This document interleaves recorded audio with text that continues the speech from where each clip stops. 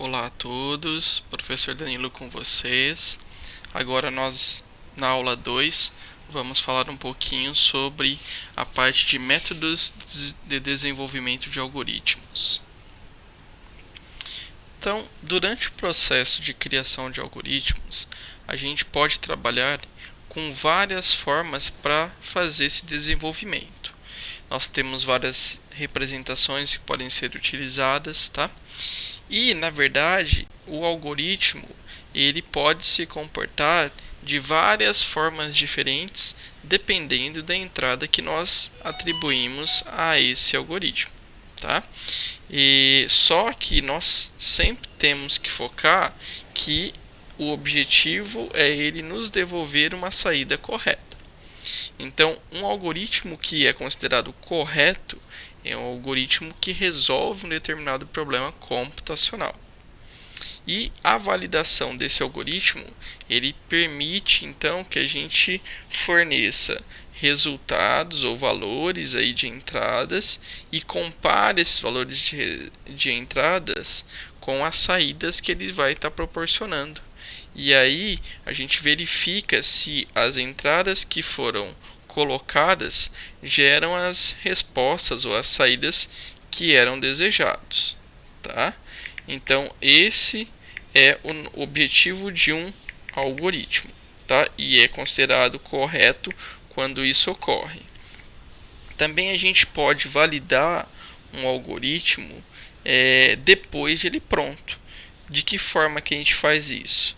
Verificando, fazendo vários testes em relação a tipos de dados de entrada, em relação formato dos dados que estão sendo apresentados a ele, tempo de execução. Então, são várias coisas que podem ser testadas a nível de implementação, inclusive, por exemplo, o uso de memória que esse programa está utilizando, para que a gente possa então saber se esse algoritmo ele é eficaz naquilo que ele se propõe. Então, durante o processo de desenvolvimento, a gente precisa, a primeira coisa, é definir o nosso problema. Ou seja, nós precisamos saber exatamente qual é o nosso objetivo. Isso tem que ser claro, tem que ser objetivo. Nós precisamos saber, olha, eu quero que esse algoritmo seja criado para somar dois números, para calcular a média de dois números. Então, eu tenho que ter o objetivo claro do meu algoritmo. O que ele quer resolver? Para isso, a gente vai então, a partir desse objetivo, definir um protótipo. O que é um protótipo? É definir algumas etapas ou algumas partes do meu programa que podem ser utilizadas para depois até testar esse programa. Por exemplo, eu posso criar um subprograma que faça um pequeno cálculo, tá? Eu posso criar um conjunto de testes para poder validar isso. Então, a ideia é que a gente crie alguma forma de eu colocar as minhas entradas de forma no papel e verificar qual é a minha saída. Eu entender o meu problema. Isso que é um protótipo. Tá? Eu defini um rascunho da minha solução. Entender como que ele vai resolver aquele problema. Tudo bem? Então, a gente utiliza aí modelos mais simples para poder depois conseguir resolver problemas mais complicados. Porque quanto mais complicado o problema, se eu for atacar ele de início, pode ser que eu tenha muito mais erros para resolver do que se eu dividi-lo em várias partes, em vários protótipos. Então, a criação do algoritmo é uma etapa aí de mão na massa. Eu vou ter que ir lá, colocar a coisa para funcionar, fazer toda a codificação, meus testes lá, toda a minha sequência de passos, para que alguém possa pegar aquilo lá, colocar a mão na massa, ou seja, realizar todas aquelas tarefas e conseguir chegar na mesma conclusão que eu obtive. Eu ainda tenho depois uma etapa que é chamada de avaliação do algoritmo, onde eu vou então lá na etapa de protótipo, onde eu defini lá o meu conjunto de dados de entrada e as minhas saídas, eu vou colocar isso para o meu algoritmo e vou verificar se ele está resolvendo como eu havia proposto inicialmente, como eu havia verificado inicialmente. Então, vou verificar se está tudo gerando corretamente as saídas, se não há nenhuma anormalidade, se não há nenhum desvio ou casos excepcionais que eu tenha que tratar com o meu algoritmo. Feito isso, fiz a validação, eu vou para a última etapa, que é a implementação, onde aí sim eu vou pegar o meu algoritmo e vou converter para um código, ou seja, uma linguagem de programação.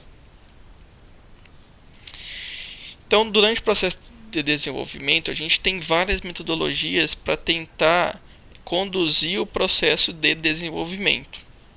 Uma delas é chamada de top-down. O que é a top-down?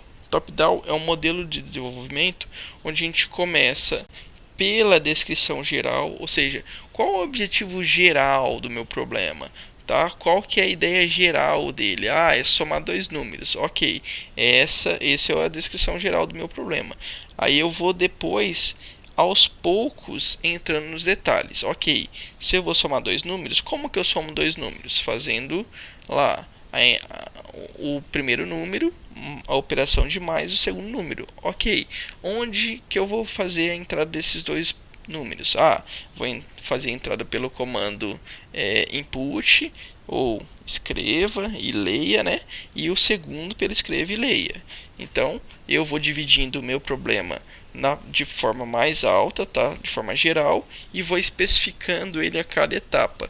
Vou indo até chegar ao ponto mais baixo do meu algoritmo para poder resolver esse problema.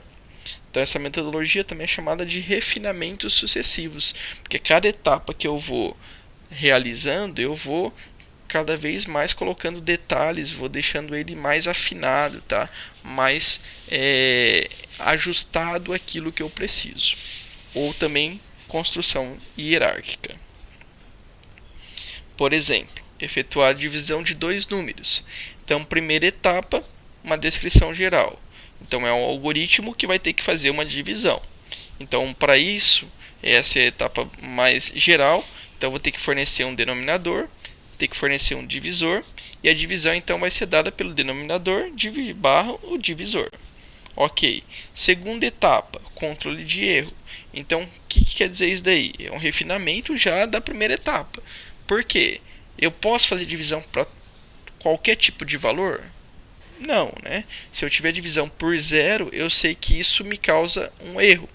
Esse erro vai causar uma exceção e vai fazer a parada do meu programa, do meu código. Então, eu vou ter que tratar isso de alguma forma.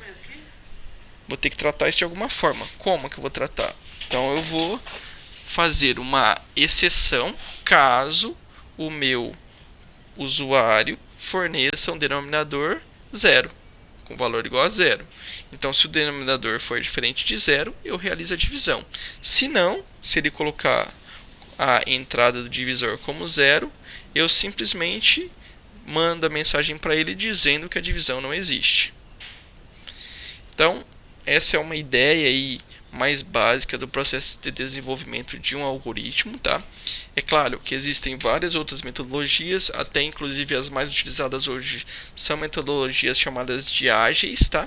Mas nós não vamos entrar agora, nesse momento, nesse conteúdo, porque isso vocês verão mais para frente no curso, tá bom? O objetivo dessa aula é dar somente uma introdução do que a gente precisa pensar na hora de desenvolver um algoritmo. Então, até mais, nós nos vemos na próxima aula.